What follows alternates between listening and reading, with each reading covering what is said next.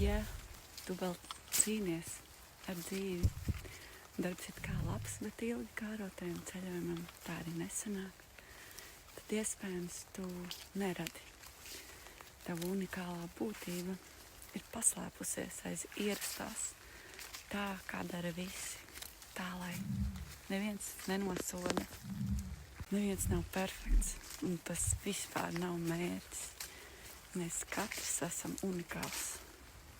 Un šī unikalitāte neslēpjas paklausībā vai smagā darbā.